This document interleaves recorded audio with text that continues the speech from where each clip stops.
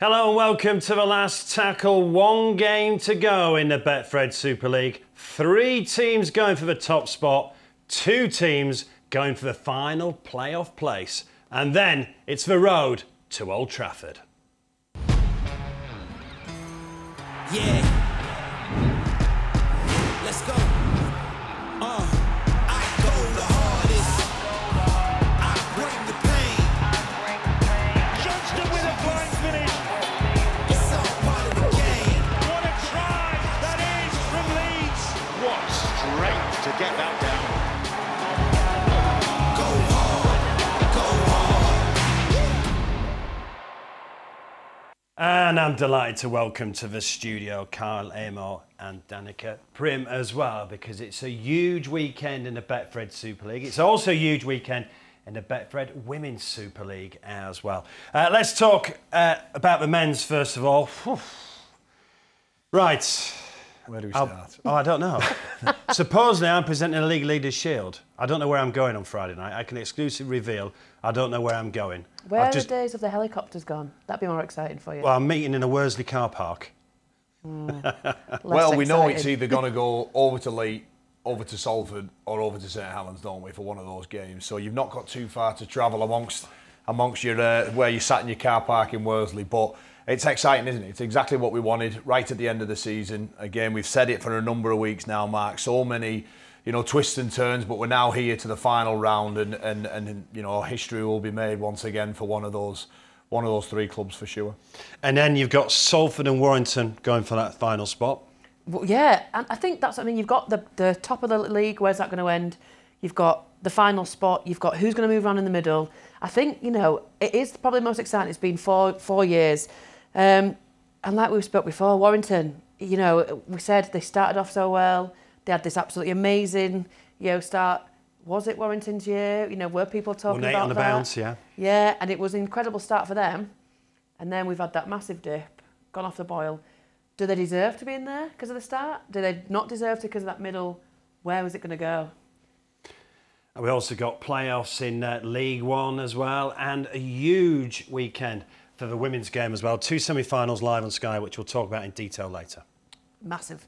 Huge. Not only for the game, look, the game's growing, and to get the exposure it's getting is phenomenal, but York, Wigan, don't write off Wigan, because there's word in camp that they are putting their bodies on the line to make sure that it's going to be the most physical they've ever played. They are more excited about beating York than they are about getting to a final, apparently. And then Saints and Leeds, goes without saying, probably the best, most tense final of the weekend, which will be incredible, no doubt. And both games live on Sky. We'll talk about them a little later. Right, before we look ahead to the final weekend, let's just look back. Right, Carl, Leigh Leopards, Wakefield 19. Obviously, that meant relegation. The battle to the end, but unfortunately, Wakefield got relegated weeks ago when they lost 14 on the bounce. Yeah, that was it. And we have mentioned a number of times they've been on this show. A horror start, a car crash start for them, really. The opening 6 or 7 games, conceding 50, 60 points is just not good enough, really, at Super League level. Yes, they did improve a lot as the season went on, but ultimately they just left themselves far too much doing. And 4 wins, inside of, 26 games now, 27, of course, this Friday.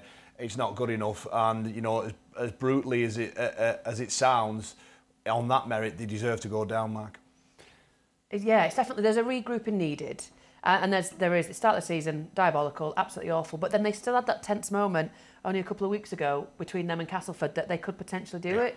And I think that was just too much for them to, A, the pressure, B, was probably a little bit too much to do. And C, I think there's an element of go back down, go down, long time since they've been down there, but take a moment to regroup and come back next season and work your way back through with potentially a stronger, more sustainable side. In 25 years, they've been in Super League and they find themselves, relegated. Yes, they did, Danika. They did have that mini sort of battle back, and I came on a couple of weeks ago, and look, I'll put my hands up and say I got it wrong. I thought Castleford Tigers were the ones who would go down. I felt Wakefield were improving, and their defeats weren't as nasty looking as they've got a bit of momentum going on, and they've got some home games. The games got closer. And look, well done Castleford. They have stayed up. They've survived the drop, but I wouldn't be cheering too loudly, because they've just got to be thankful that Wakefield were, a lot worse than them. And a word on Leigh, Danika. They've come up. obviously, from the Championship. They've won the Challenge Cup. They're now in the playoffs. Do you know what? That's like, for me, I love an underdog. I love a fairy tale story. That's exactly what Derek's got there at Lee. They came up, our hands up, we all laughed at the name, we laughed at the change in the... No one's laughing now. Side. No, absolutely. I have got a leopard print bucket hat gifted to me by Derek, I think kind of on purpose, as if to say, proved you all wrong, and I'll take it, I'll wear it, you know. You put that hat on because well done, Lee. I think they've been the most consistent in the side. The 13 that have been taken to the field every week have been the most consistent. They've managed injuries really well.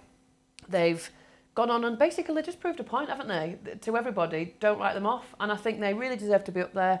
I'm a little bit sad they're probably not a little bit higher up and in contention, really, because they have been phenomenal. But a great story.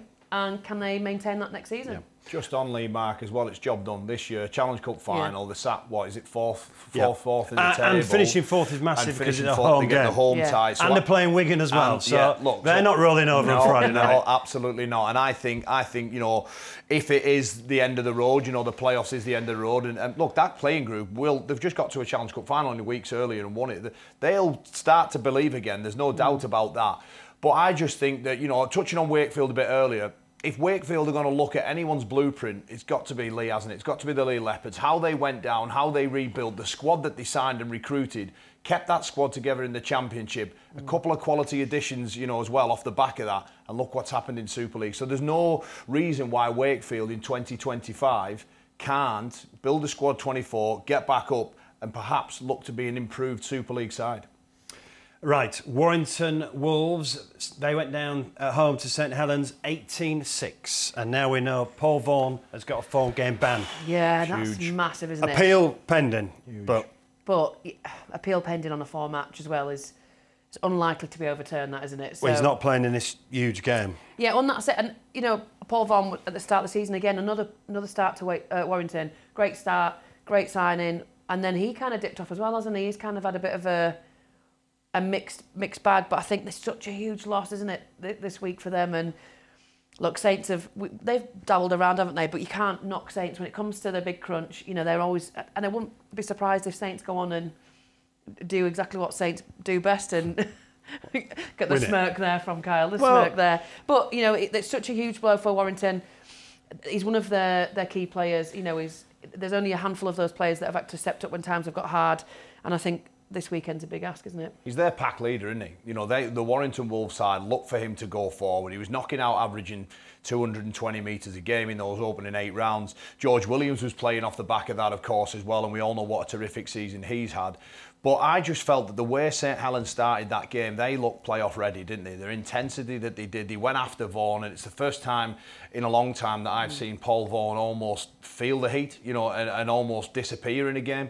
However, having said that, looking back on that game, and I watched it, you know, as eagerly-eyed as I could, I felt that even though Saints had all that possession and all that weight, they still could have easily got beat. Warrington bombed 4 clear chances. On another day, Warrington win that game.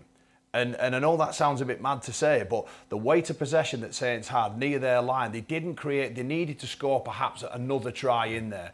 Yes, of course, they got that Moses dive over at the end, but what I wouldn't be concerned, because I think St Helens are pretty happy where they're at, but I do believe their attack needs to improve. At this stage of the season, it needs to improve, because on another day, those chances that Warrington created could have easily been scored. Are you better to be battle-hardened, like Saints? The last 2 games have won, but not been easy, but they have won 9 and a bounce.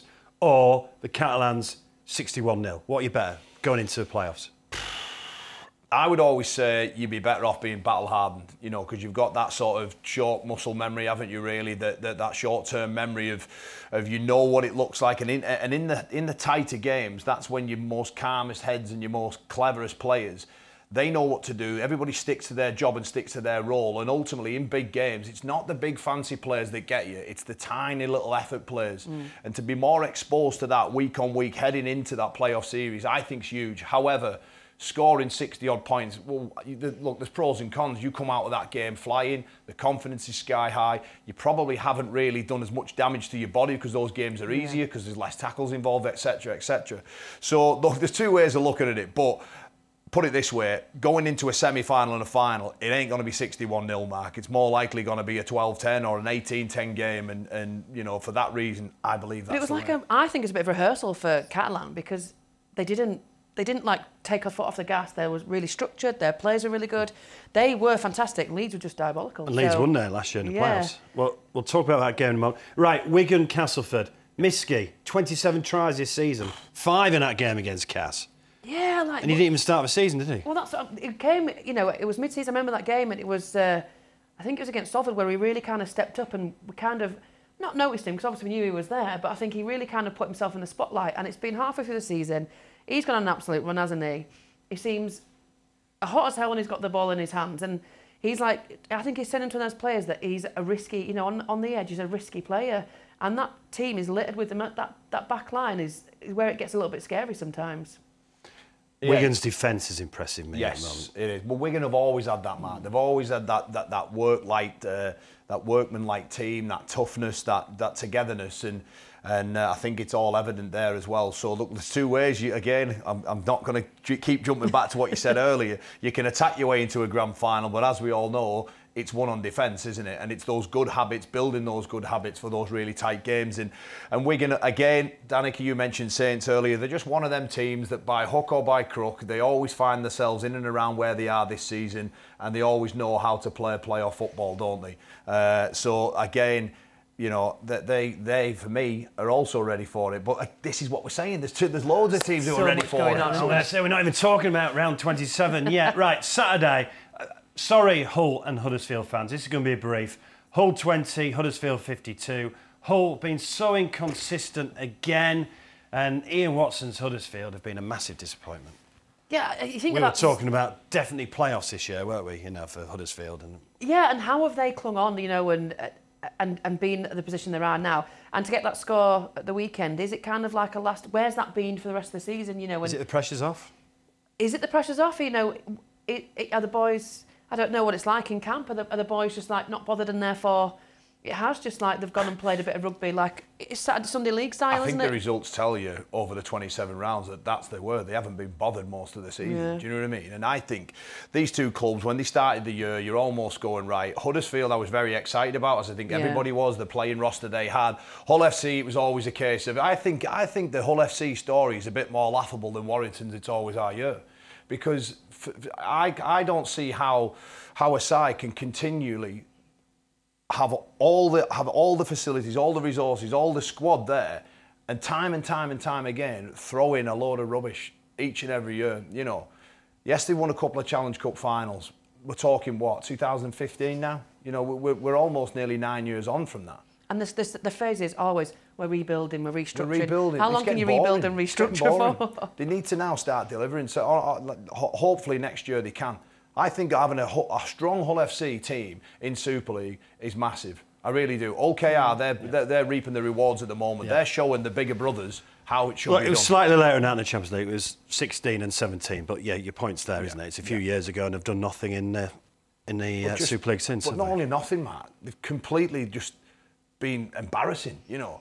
The way they fell off. Their famous saying is the consistent at being inconsistent.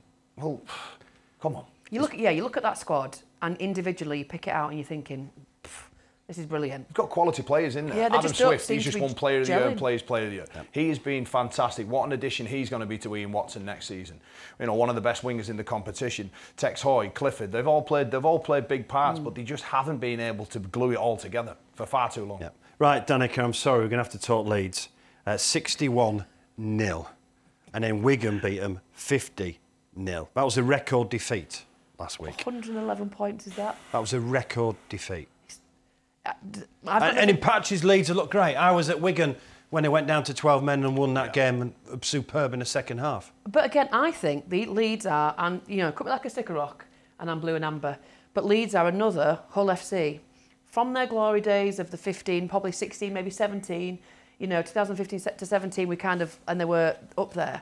And since then, everyone's still pitched them as that top 4, top 5 team. And I'm like, when was the last time they were? And they've edged their way into a Challenge Cup. They edged their way into the grand final last year. But actually, in reality, another team that have been rebuilding and restructuring for the last 3 or 4 years. how many managers and coaches have they had, you know, the player turnover, people coming in and out, and I think it's about time that we actually start being really honest about Leeds, and it's hard as much as it is for me to say. But they reached the final last year. Oh yeah, and like last week, if they went over to Catalan with a chance of making the play, you know, mathematically it was very, very tight, but there was still that very thin chance that had they turned up, they maybe could have made that top six, but they didn't deserve it. They need to take a big hard look. They need to just finish their season off. Like this weekend for them, that Leeds Castleford game is a bit of a non-game, dare I say. And just, you know, it's a home game for them. Thank your fans. Go and play a decent game. Take the time off, recoup, and then really think about restructuring and what you're going to do. Because there's not many more times I want to hear Rowan Smith saying, we're rebuilding, give us time. But Danika, on that game, you know, you're saying that game, it's, you know, thank the fans. For me, if I was Rowan Smith, Castleford Tigers have done a number on them twice this season. And they've got an opportunity now. That is a little bit of a rivalry between them two. They've got an opportunity to see this season out, you know, in the right way, haven't they? Yeah. You've got a chance to get one over on Castleford Tigers. It's not going to rescue the season gone before them. But, you know, for me, I think if I was a Leeds Rhinos fan, I'd be wanting and hoping to see a big performance this weekend. And finally, Saturday night, Hull KR 12, Salford 0. Loved Ryan Hall's interview after the game when he said getting in the playoffs is not an achievement. Ryan Hall himself is an anomaly, isn't he? I think they're still hurting from the Challenge Cup. They expected more, they wanted more. Well, they've played so much better since the Challenge Cup, haven't they? They've been throwing it around more. And I think were they too conservative in that Challenge Cup final? Who knows? Do you know what? For Hull KR, they've always been a bit of an underdog as well, haven't they? So to make that as well, I think everyone was a little bit shocked, but I love the fact that it was two new teams going down. So maybe I don't know, the pressure got to them. Maybe it was too much a big occasion. Now they've hurt from that, and I think they've used the hurt, haven't they? And they stepped forward. One, you know, whatever they're doing behind the scenes to get Craven Park full, brilliant, because that place is absolutely booming, and they really do act as that 14th man on the field, because I think it's a difficult place to go. But they looked like they were having fun at the weekend. They looked like they're enjoying throwing the ball around and moving it around, and I think that's what the great, you know, if they can make this the top three, if they can squeeze in this Friday and, you know, mathematically make that top three and win, and they need the points difference, obviously, I think it'd be a really tough ask asking anyone to go over there for the knockouts. Yeah, look, I just think, you know, I love what Ryan Hall said about when he came back from the international duty and how fit the team was. I think that's the biggest change that has been in Willie Peters' side. Yes, he's given him a structure and a licence to play. You look at the old Hull KR sides under Tony Smith, they were a bit too ad-lib, a bit too off the cuff. You know, Willie Peters came in a typical Aussie way, has given them structure but a licence to play. And I think they've had some quality players as well in there. Sean Kenny-Dowell, Ryan Hall, you know, Mikey Lewis. Another terrific. Yeah, Elliot Mincello, you know. Yeah. Another terrific season. They are now, you talk about a side that's rebuilding, they seem to, they've got experience, they've got good quality leaders in there, and they've got some exciting youth as well amongst it. So signs are good over at the Robins. Brad Schneider came in just at the right time, didn't he? You know, we joked about that lead up to the Challenge Cup that he only played at Headingley because obviously he had the semi-finals there, and I think he's been a really pivotal but really calming influence, hasn't he? I don't think he is fantastic, but I don't think he's a huge character. He just does his job and sets up everybody else around him, and obviously his boot has been fantastic. Right, we're going to return to the last round of the Betfred Super League in a few minutes' time, but you also had huge drama in Division 1 with North Wales Crusaders booking their place in the playoff spot. This could be anyone. North Wales could pounce it, popped out of the sky. How about that for a start? He's trying to eat up the space. Think he's made his way over in the corner. They might score the winner. And North Wales have another. It's Cole Oakley and the Crusaders. Halliday's found some space on the right-hand side, and it's a strolling Custer. Halliday's got the field in front of him, right on the hooter from distance. Perhaps the pick of the bunch. So, live on Sunday here on the Sportsman, it's Doncaster versus the North Wales Crusaders in the Betfred League Playoff 1 final. Make sure you watch that, it's live on this channel. Right, let's talk the women's game. The Women of Steel have just been announced for nominees. Kira Bennett from Leeds Rhinos, Jodie Cunningham from St Helens, Shona Hoyle from St Helens, Sinead Peach from York, Emily Rudge from St Helens, and Tara Jane Stanley also from York. I know you're on the panel. I'm not going to ask you who's going to win, but the standard this year and the competition has been fantastic. Yeah, and I think that stems from after COVID, when they got a bit of money put into the women's game, and therefore the pressure to step up and perform, came in. The girls are working harder to be athletes and to be better. Some of the teams bringing in the match fees is more, a push to get the win. But the girls that mentioned here, like I'm on the panel, the discussions lasted. We've had 3 or 4 meetings that have gone on. The amount of girls that could have been up there, and there's plenty that are missions. The likes of Caitlin Beavers, unfortunately, who's had just a really injury-ridden season. It's phenomenal, but you've got your stalwarts up there of Emily Rudge and Jodie Cunningham, Tara Jane Stanley, who's the current Woman of Steel, been fantastic, and it's really nice to see, obviously, the likes of Shona Hoyle. She's moved around. She was at Bradford, then she went to Castleford and Huddersfield, and now finally found a place as a prop at St Helens, and she worked a couple of seasons to make herself known, so really fantastic. And of course, Kira Bennett, young Kira Bennett from Leeds, played with her and has probably the best coach a 9 can have in Lois Forsell. So really great lineup there, fantastic. And obviously it's not a chosen decision yet. We've still got a few games left for them to go to see where that might go. But the standard is just phenomenal. It could be many more on that list. 2 cracking semi-finals to look forward to. York, they've won the League of Leaders Shield last 2 years running. They play Wigan. St Helens, the Challenge Cup holders, play Leeds. Both live on Sky. How big is that both semi-finals are live on Sky? Oh, it's phenomenal for the girls. Not only just for them to feel like they're now part of this professional setup, but also it's the exposure for the game. It's easy to watch. It's a Saturday afternoon, or Saturday afternoon evening. But it just gives them more, exposure, and it makes them feel more professional, which means... And it's not just about being on Sky, it's the things that go on behind the scenes, like the girls adapting to having to work to timings of TV and stuff, and change the game. So initially when we first had the token gestures, it was too different for the girls to cope with. Now it's becoming a regular thing, and getting the exposure out there. Both games will be fantastic. I think you're looking at that Saints-Leeds game as the one to kind of really watch. You'd kind of agree. If Leeds had just scored again before half-time in the Challenge Cup, it could have been a different final, I think, couldn't it? Yeah, and Leeds have rebuilt this season. I've just said don't talk about Leeds rebuilding, but in terms of the women, they lost both their halves in Courtney Winfield-Hill and Georgia Roach. So to have the young girl, Caitlin Casey's 19 years old, taking them boots and having to direct a very established team has been a tough ask, and I think it's just taken them a little bit too long to find their flow and to kind of gel as a new squad. And I think Amy Hardcastle's finally stepped up and shown her experience, and it will be great. The true fact is that Leeds Rhinos have never been beaten at Totally Wicked Stadium, the women's. So there you go. There you go. There you go. Look, I know we keep saying it, but it's great for the women's game, getting the exposure it rightly deserves. Yeah, absolutely. It's not only, from what Danika's saying as well, it's the wider impact that these girls are now having.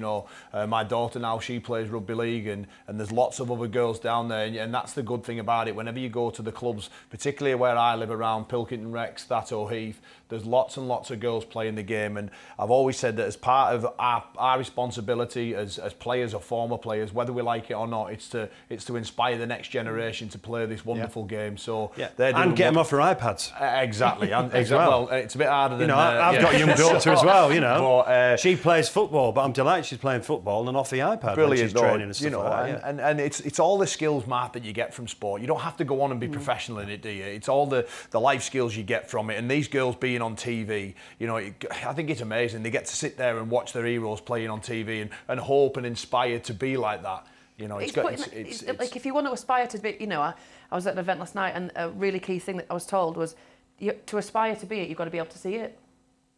And the girls playing at Wembley, I've watched rugby leagues with I've got 3 brothers since, and I never ever could aspire to be a female rugby player because it was never there. But now you've got girls turning up. The amount of girls and young boys at the end of a match as well, isn't it, that are there wanting autographs and to meet these girls is phenomenal. So it can only get better. Yep. Right, we're going to build up to all the grand finals on this channel and the Autumn International. So hit that subscribe button.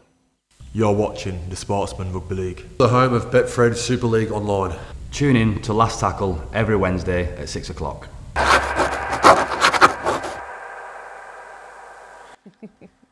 Right, let's turn our attention to that massive game on Friday night. live on Sky. It's for Lee Leopards versus the Wigan Warriors.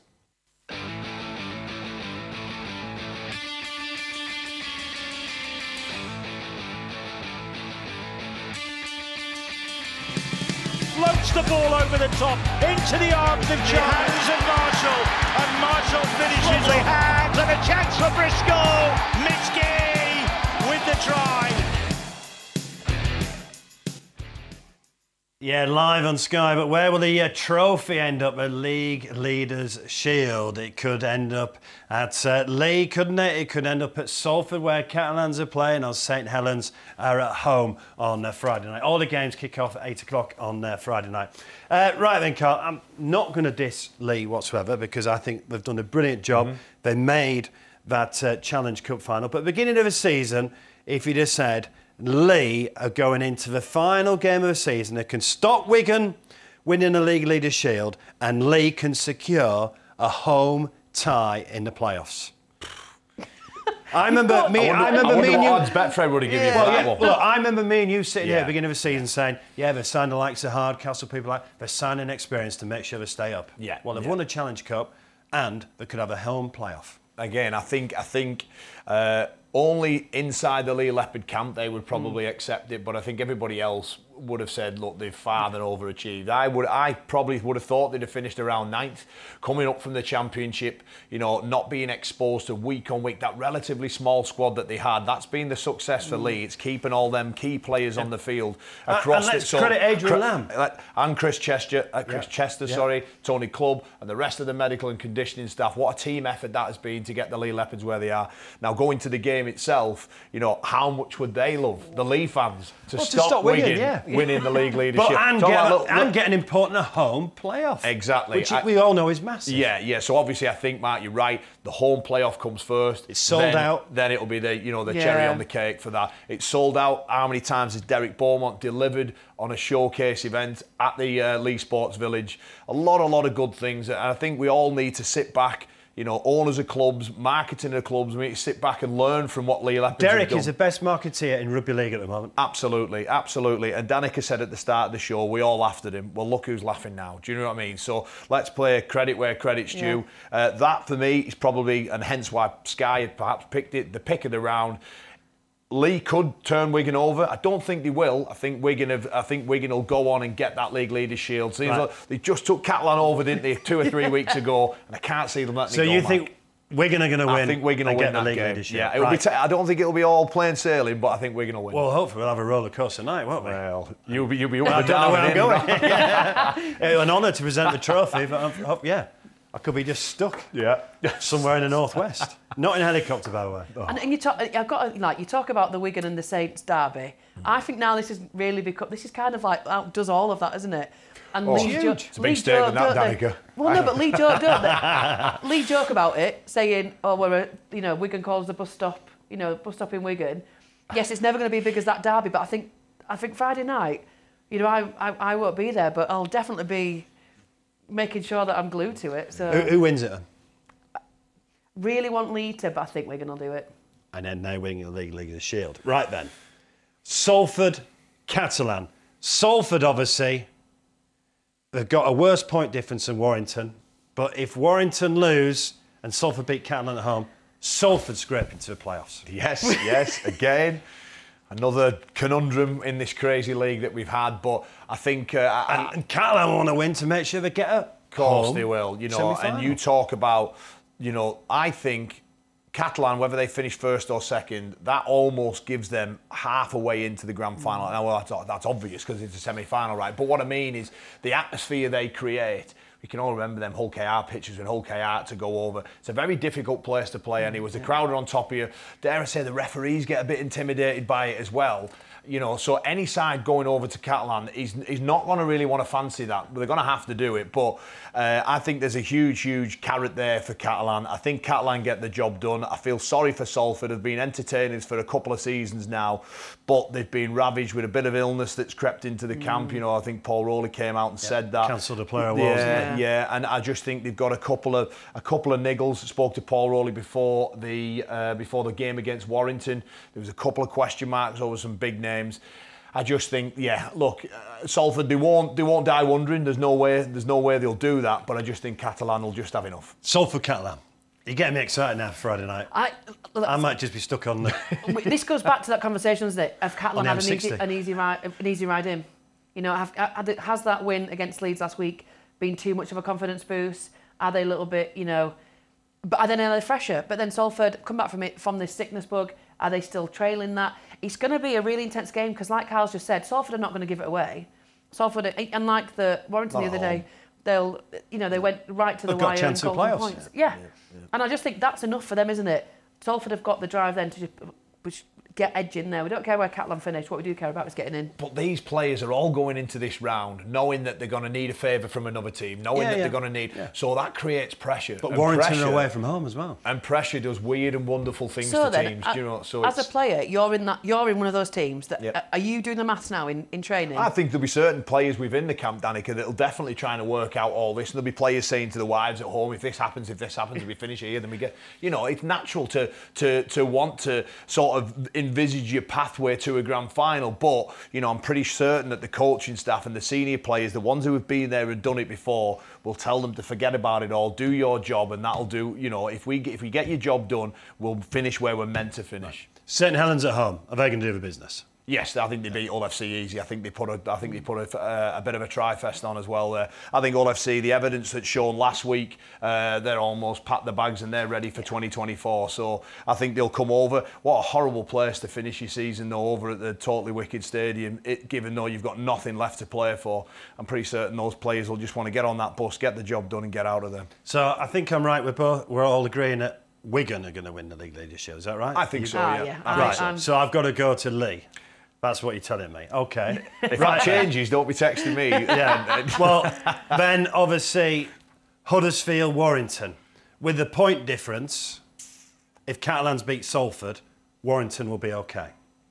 Right, you say that one again, Mark, sorry. If Catalans beat Salford with a point difference, Warrington will be okay, even if they lose Huddersfield. Yeah. Because Warrington are plus 73, Salford are minus 7. Right. So I think on that. I think regardless what happens over at that game, I think Warrington just by hook or by crook have snuck in, and that'll be enough for Gary Chambers for where they are. They've got a chance now. They're in the 6th. They've got a chance. It might be the hardest way to do it and the ugliest route to the final, but they're still in the fight. Okay. Then we move to Wakefield Trinity versus Hull KR. Hull KR, obviously, looking at the Lee result, could finish 4th and then get a home playoff. I can't keep up, but I don't know. So you think the Wakefield kind of story's been and gone? Yeah. So they're done. So are Hull KR expecting to go? So I think this is an element of we're expecting to go over there and win, but Wakefield at any given point, it's their last home game of a Super League. Yeah. Are they going to As that team that are going, we've got nothing else to go for. What we are going to do is we're going to really upset the balance tonight. We're going to put it on for the fans. They're all down at the Bewell Stadium. You know, are Hull KR going to go in complacent? Probably not. But there's an element of, if we would all write Wakefield off already, wouldn't we, and say that Hull FC KR have got that game. But again, it's another one. You have your calculator out on the day, aren't you? You're going to be looking at all the other scores and. Like Carl said earlier, they just have to go in and do they've been playing phenomenally well. They've just got to keep doing what they're doing to make sure they secure that. And as a Saints player, obviously unlikely to finish top of the tree. But like, what if early on you get wind that Salford have scored and you get wind Lee have scored? Well, does that suddenly give you a bit... I don't think those this is what, you know, I've never been involved at the end of a season where it's been like this. In fact, I think I won my first League Leaders Shield on my sofa because Catalan got beat. Yeah. So that was exciting watching that. But it's never been where every game is played on the same day. So I'm hoping it's a bit like the football, you know, when you can hear the crowd erupt and then the players get wind of it. We keep seeing the table changing. No, it's so exciting. It's so exciting. I just think as well, going back to your Wakefield point, I think I've seen an article released by Michael Carter saying about the IMG, you know, their sort of point system next year. They really do need their fans to stay on board with them. It's uncertainty now, isn't it? For massive. So for Wakefield to put on a good performance in the last game of Super League in a quarter of a century, you know, I think hopefully that'll keep some fans with them. Right, let's just recap. I hope you've kept track. So we're all agreeing that Wigan are going to win the League Leaders Shield. I believe so, yeah. So that means then Warrington will take that 6th spot. And then what playoffs we'll have? Wigan, Catalan, St Helens, Leigh, Hull, KR, Warrington. Brilliant playoffs. Yeah. Or even Salford in there. Yeah. Brilliant playoffs. Yeah. It's going to be insane. I think the biggest job this week, this Friday, is going to be for the stadium announcers to keep everybody up to date with all the scores as the games are going on. So I've got one last question. Who wins the grand final then? Oh, Wigan. Pass. Oh, come on. Just remember you played in Horsford. Right, no, come on. Just remember I you nearly said Where are you Catalan. going Friday night? I'm going to St Helens. No, do you know what? I don't know. I honestly don't know. I think That's the the grand beauty of final this is season, contested between out of places 1, 2 and 3. I think 2 of them are going to be in the grand final. That's all I'm going to say. It's too hard to call, Mark. I It nearly really said is. Catalan. It really I nearly is. said Catalan. So go Catalan or Wigan. Well, we find out who's going to win the grand final on Saturday the 14th of October.